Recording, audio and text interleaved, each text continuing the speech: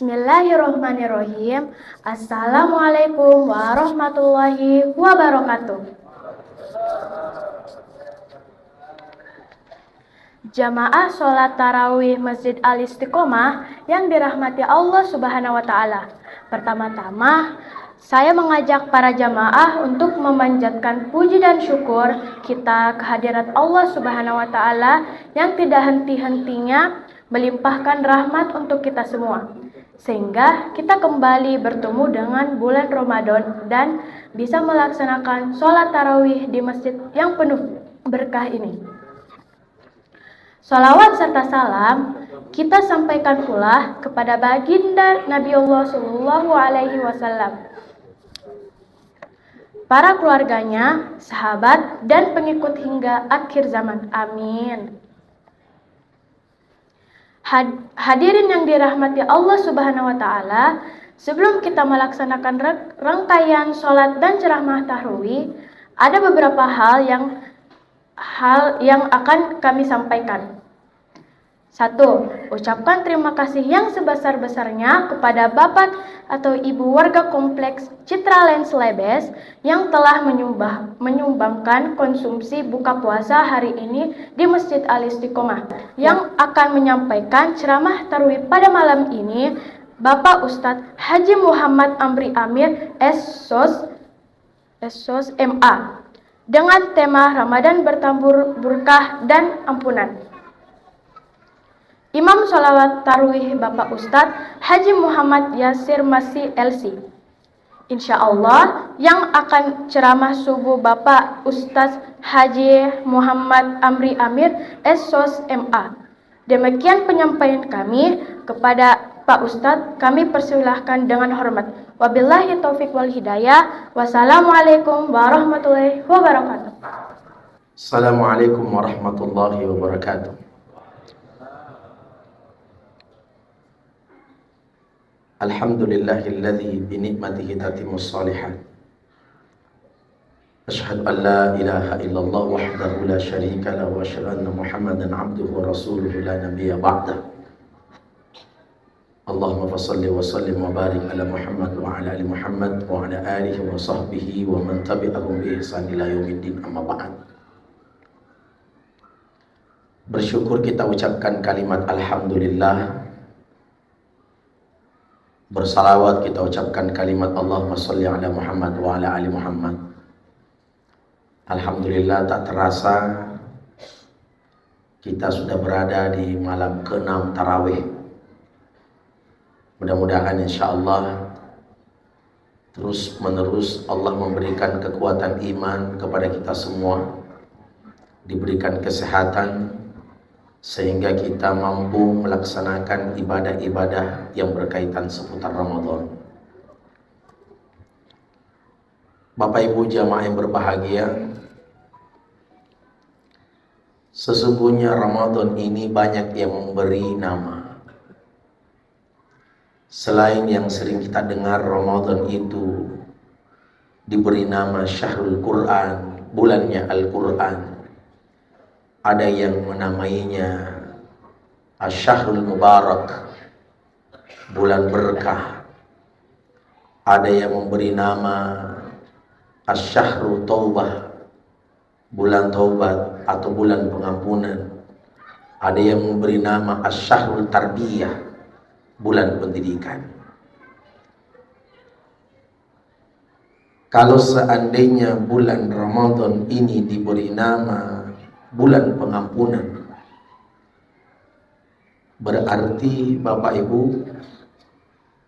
beruntunglah kita yang berjumpa dan bertemu Ramadan tahun ini.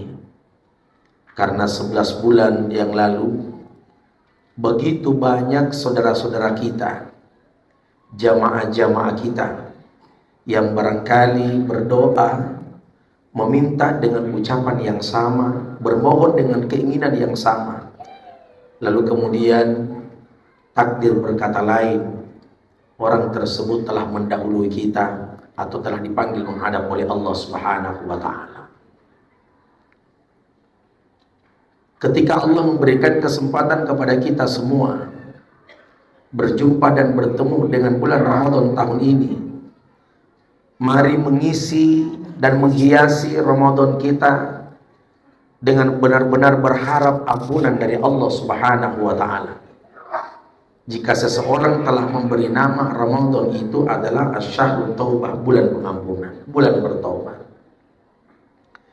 Kalau bicara mengenai masalah tentang ampunan dalam kehidupan kita sehari-hari, dari bangun tidur sampai kembali menuju ke tempat tidur, banyak sekali peluang ampunan yang diberikan oleh Allah Subhanahu wa Ta'ala. Salah satu di antaranya, Bapak Ibu, tadi di saat azan dikumandangkan. Kira-kira apa yang kita harapkan di saat azan dikumandangkan? Mengapa itu azan perlu disimak? Mengapa itu azan perlu dijawab dan perlu diperhatikan? Karena masih banyak yang saya lihat jamaah ketika azan dikumandangkan masih sibuk dengan main HP, Pak. Dia sedang tidak tahu bahwa azan itu adalah kalimat seruan, panggilan dan ajakan. Bukan hanya sekedar panggilan dan seruan ajakan, tetapi di dalam kalimat azan itu ternyata ada kalimat yang mampu menggugurkan daripada dosa-dosa kita. Tapi sangat disayangkan ketika azan dikumandangkan kita masih sibuk dengan handphone, Pak. Lagi-lagi HP, HP dan HP. Ini kita punya handphone, jamaah dimuliakan oleh Allah, tidak bisa terlepas dari kehidupan kita. 1 kali 24 jam waktu kita lebih banyak di handphone dibandingkan waktu kita tertuju kepada Allah Subhanahu wa Ta'ala. Bahkan terkadang suami kalau bangun tidur lebih duluan dia cari HP-nya daripada dicari istrinya. Hebatnya pengaruhnya handphone, jamaah dimuliakan oleh Allah. Padahal ketika azan dikumandangkan, mulai dari kalimat Allahu Akbar, Allahu Akbar, itu kalimat ampunan sebetulnya.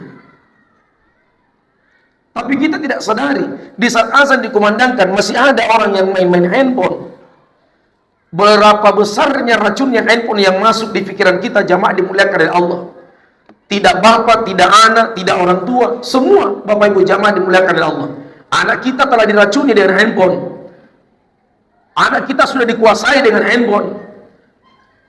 Dikuasai anak-anak kita, jamaah dimuliakan oleh Allah. Anaknya judi online, main game online. Bapaknya lalu kemudian judi online. Ibunya kemudian belanja online. Semua diracuni dengan handphone, jamaah dimuliakan oleh Allah.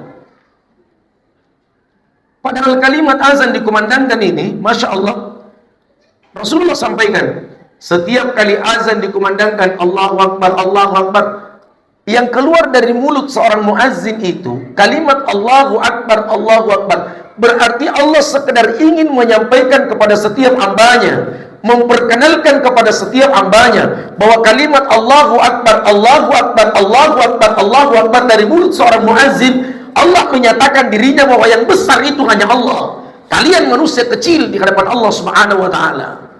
Maka mengapa tidak menjawab apa yang diucapkan oleh muazzin? Sibuk dengan HP, jamaah dimuliakan oleh Allah. Rasulullah sallallahu alaihi wasallam bersabda, ketika muazzin mengucapkan kalimat, jamaah dimuliakan oleh Allah, asyhadu anna Muhammadar Rasulullah.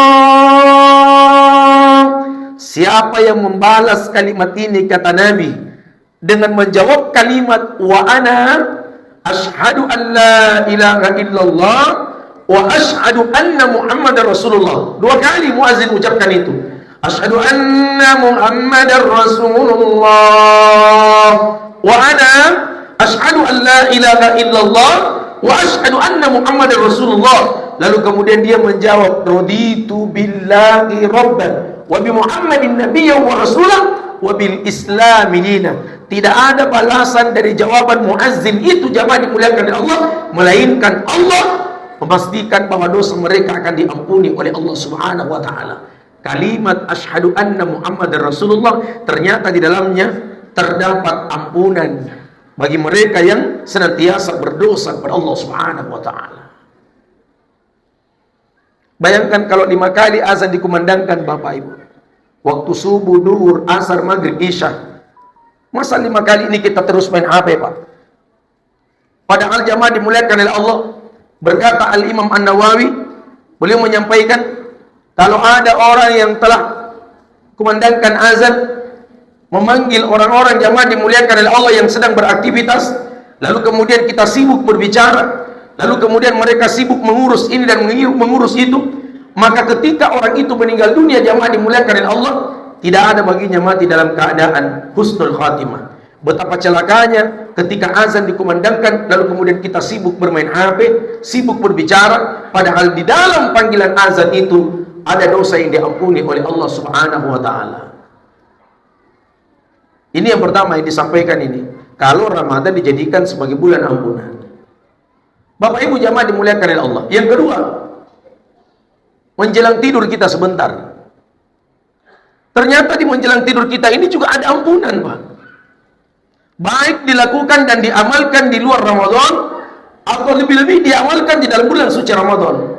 Ternyata tidurnya kita masih Allah memberikan ampunan kepada kita.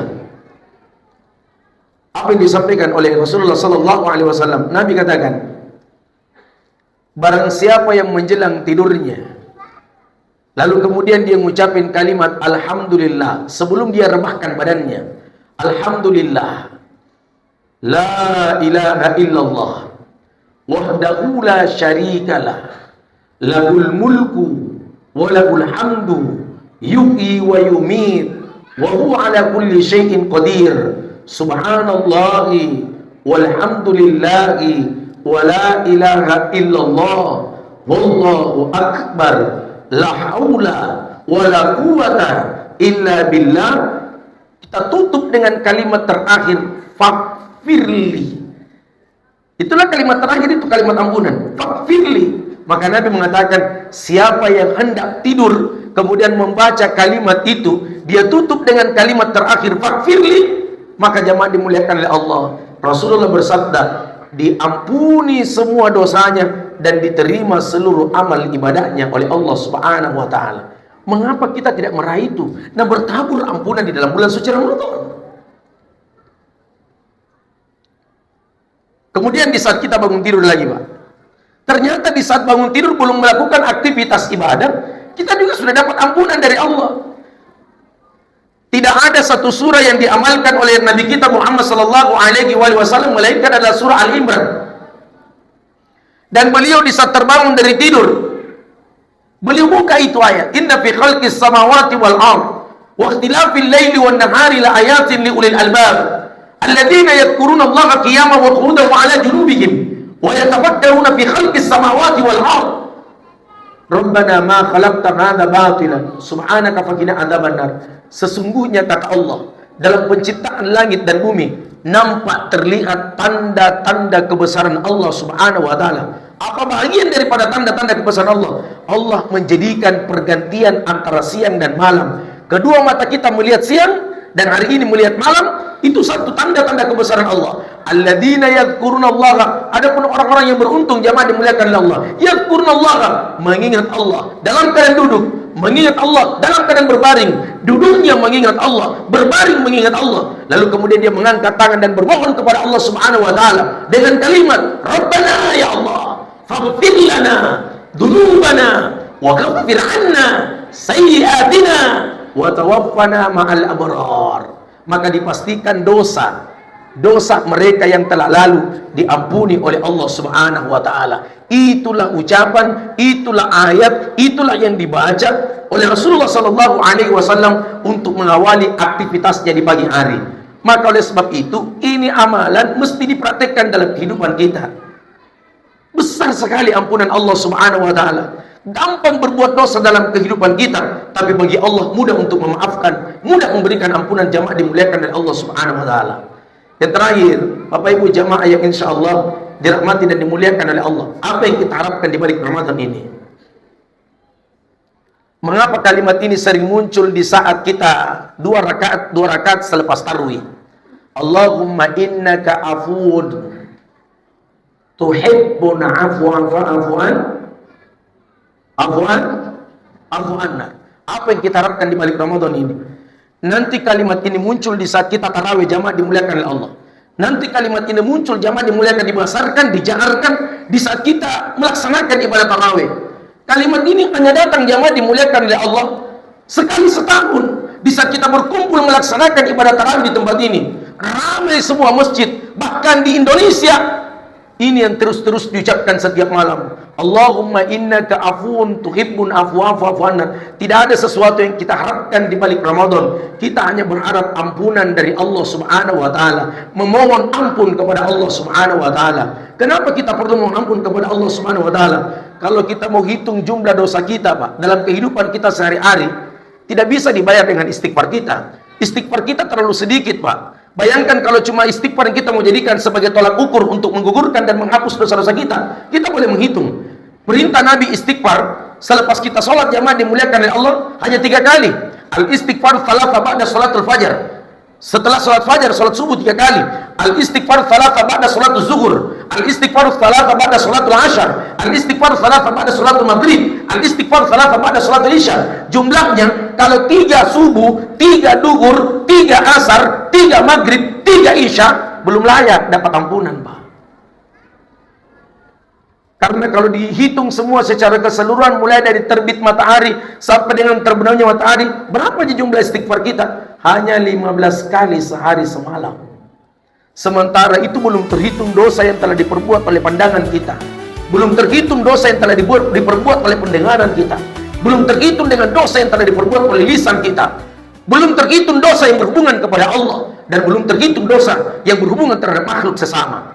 Makanya Allah perintahkan kepada kita, Fakultu astaghfiru rabbakum, fakultu astaghfiru rabbakum, fakultu astaghfiru rabbakum. Jangan capek beristighfar, Pak. Jangan pernah berhenti beristighfar.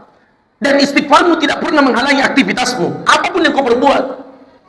Mau kita di atas mobil, silakan beristighfar sebanyak-banyaknya. Mau kita mengendara motor, silakan beristighfar sebanyak-banyaknya. Di laut, di udara, di darat, dimanapun kita berada, apapun aktivitas kita, jangan pernah beristighfar. Dan istighfar itu berfungsi bukan hanya sekedar menggugurkan dosa. Yang kita pahami selama ini, fungsi dari istighfar itu ketika kita melakukan kesalahan, padahal tidak.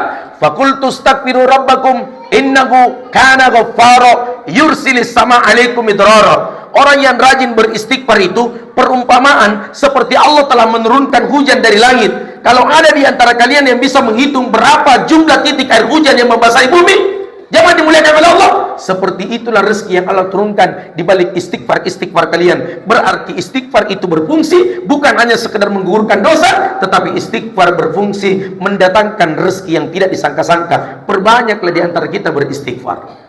Yang kedua, dahsyatnya di balik istighfar itu bagi orang yang sakit, Pak. Siapa yang sakit? Perbanyak beristighfar. Siapa yang sakit? Perbanyak beristighfar. Salah seorang laki-laki bertanya kepada Syekh Al-Hasan Al-Basri. Seorang anak muda bertanya, "Wahai Syekh, saya ini punya penyakit, dan penyakit saya ini cukup lama. Banyak sekali nih orang pintar kudatangi. Setiap kali saya bertanya sama orang pintar, tidak pernah ada jawaban di balik penyakit saya." Kata Syekh, "Inilah kesalahanmu. Setiap kau sakit, kau selalu datangi orang pintar. Setiap sakit, kau datangi orang pintar. Setiap sakit, kau datangi orang pintar. Itu orang pintar, kenapa dikasih nama orang pintar? Karena yang datang orang bodoh." Bisa dipertanyakan, kalau Anda terus-menerus berlangganan sakit, periksa istighfarnya. Dalam setahun apa yang kalian perbuat? Lebih banyak kufur dibandingkan syukurnya. Perbanyak beristighfar. Salah satu cara menebus daripada penyakit kita jemaah dimuliakan oleh Allah, istighfar. Astagfirullah, astagfirullah, astagfirullah, astagfirullah. Dan sebaik-baik istighfar kata Rasulullah SAW, yang paling bagus kau ucapkan adalah astagfirullahalazim alladzi la ilaha illa wal hayyul qayyum wa atubu ilaih. Sebaik-baik istighfar kata Nabi, astagfirullahalazim alladzi la ilaha illa wal hayyul qayyum wa atubu ilaih. Bahkan hebatnya daripada istighfar itu kata Rasulullah SAW, ada satu amalan, Bapak Ibu, kata Nabi, amalan itu tidak membutuhkan waktu sampai dengan 1 jam. Cukup duduk 10 menit saja. 10 menit jadi disuruh duduk. Terserah duduknya, mau selepas tarawih boleh, mau di rumah boleh, mau di perjalanan boleh, terserah. Siapa yang sedang beristighfar kata Rasulullah SAW, ada riwayat mengatakan sab'ina marrah, 70 kali. Ada riwayat mengatakan mi'a marrah, 100 kali. Di antara dua pilihan, mau 70 boleh, mau 100 kali boleh. Dahsyatnya di balik istighfar itu kata Rasulullah, diampuni dosa kita 70 tahun lamanya. 70 tahun dosa diampuni oleh Allah. Sementara yang hadir melaksanakan salat tarawih di masjid ini, tidak ada jaminan kita akan dapat sampai 70 tahun, Pak. Kemarin malam saya ceramah, Bapak Ibu jamaah dimuliakan oleh Allah. Itu yang meninggal Pak tidak sakit. Usianya masih muda. Menangis protokolnya. Saya tanya, kenapa menangis Pak? Dia bilang, ini yang meninggal Ustaz tidak sakit.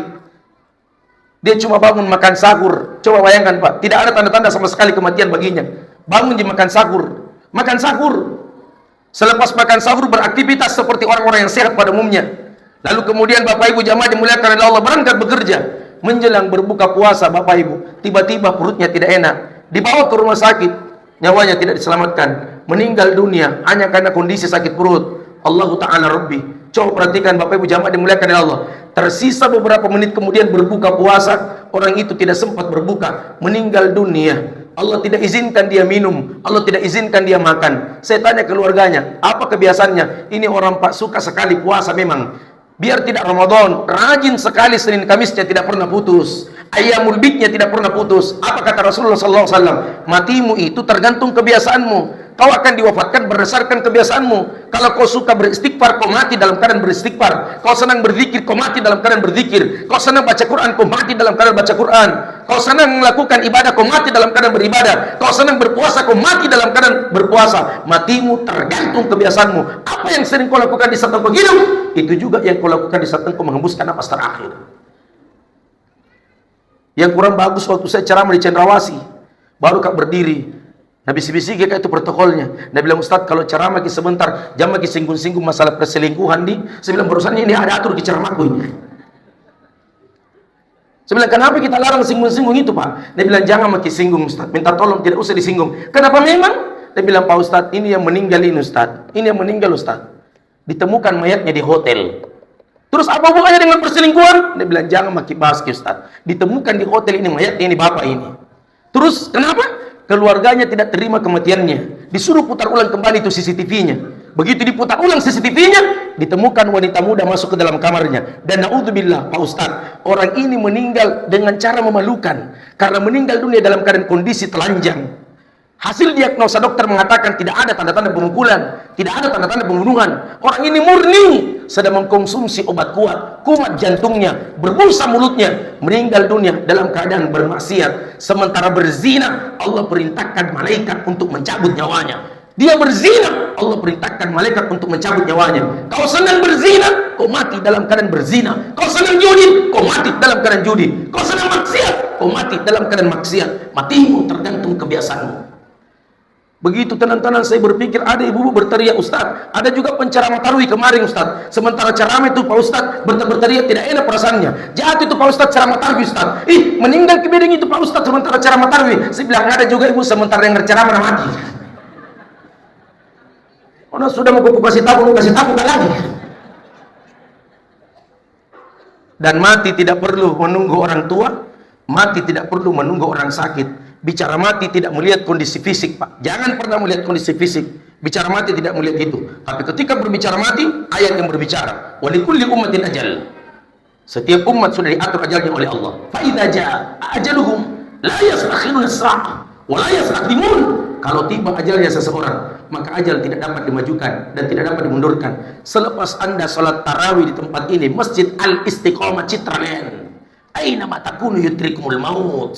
Tidak ada yang tahu Bapak Ibu jamaah dimuliakan oleh Allah. Maka teruslah berbuat kebaikan dalam kehidupan kita hingga sampai dengan ajal menjemput kita. Mudah-mudahan apa yang saya sampaikan insyaallah, mudah-mudahan di waktu subuh kita bisa bertemu kembali di tempat ini. Amin ya rabbal alamin. Wallahu a'lam bishawab. Subhanaka wa bihamdik asyhadu an la ilaha illa anta astaghfiruka wa atubu ilaik. Akhiru da'wana alhamdulillahi rabbil alamin. Assalamualaikum warahmatullahi wabarakatuh.